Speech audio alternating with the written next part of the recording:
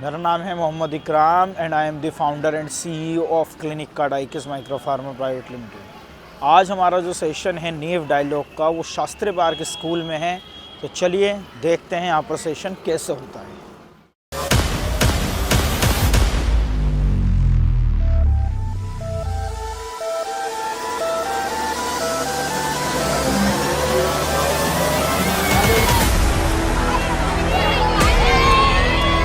जैसे कि नाम तो आपको पता चल ही गया है, मेरा नाम है Mohammad Ikram and I am the founder and CEO of clinic card.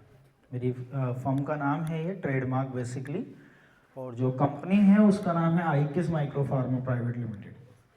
अब इसकी जर्नी पहले मैं आपको बता देता हूँ कि इसकी शुरुआत कैसे हुई।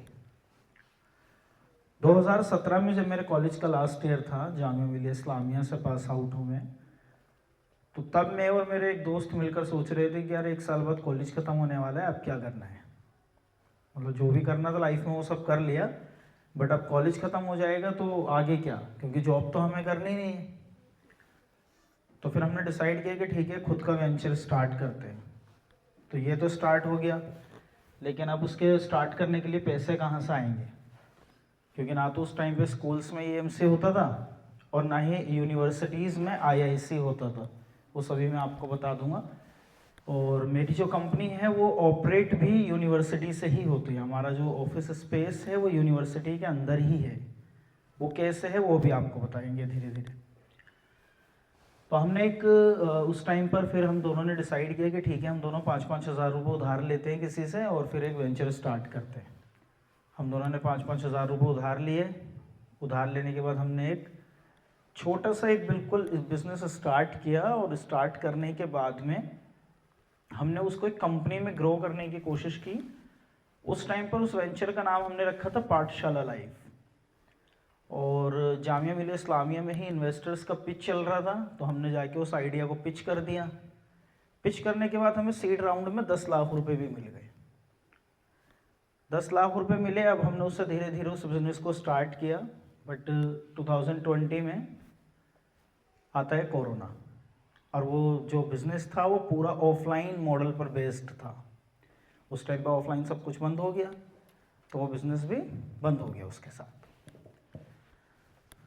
उसके बाद फिर हमने शुरुआत की अब जो हमारी फर्म है क्लिनिक कार्ड की।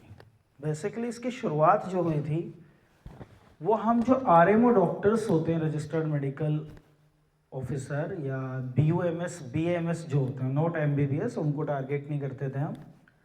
ओनली BUMS और BAMS या BHMS डॉक्टर्स को टारगेट करते थे। बेसिकली हमारे टारगेटेड कस्टमर थे BAMS एंड BUMS। उन डॉक्टर्स के पास आपने देखा होगा वो लोग लूज मेडिसिन यूज़ करते हैं। लूज मेडिसिन समझते हैं, मतलब उनकी जो दवाई होती है वो स्ट्रिप में नहीं होती है, खुली हुई होती है। तो उनके सामने चैलेंज ये था कि वो दवाई जो जिस लेवल पर स्टैंडर्डाइज्ड होनी चाहिए उस लेवल पर है या नहीं है। तो हम लोगों ने इस कंपनी को उस टाइम पर स्टार्ट किया फार्मा सप्लाई के नाम से। हमने एक वेबसाइट बनाया, उस वेबसाइट पे हमने ये सारे प्रोडक्ट्स जितने भी उनको ज़रूरत होती है अपने क्लिनिक पर, उसको लिस्ट कर दिया।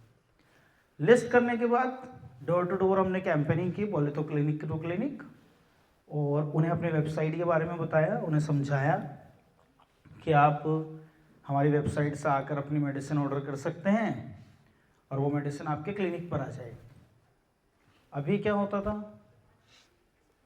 उनका एक सप्लायर होता था, वो उसको ऑर्डर लिखते थे, वो अगले दिन मार्केट जाता था, वहाँ से दवाई खरीदता था और 5 से 10% के कमीशन पर डॉक्टर को देता था। हमने कहा हमसे 2% कमीशन लेंगे, जो भी मार्केट का प्राइस है उससे। प्रोडक्ट हम भी मार्केट से ही लाते थे, लेकिन हम क्या कर रहे थे, कमीशन को कम कर रहे थे। इसके बाद हमें पता चलता है कि इस बिज़नेस को स्टार्ट करने के लिए और आगे स्केल करने के लिए हमें ज़रूरत पड़ेगी ड्रग लाइसेंस की। तो ड्रग लाइसेंस को लेने के लिए बहुत सारे कॉम्प्लायंसेस थे। हमने कहा हम इतना कुछ नहीं कर सकते। फिर हमने क्या किया, हमने एक न्यूट्रास्यूटिकल कंपनी बनाई।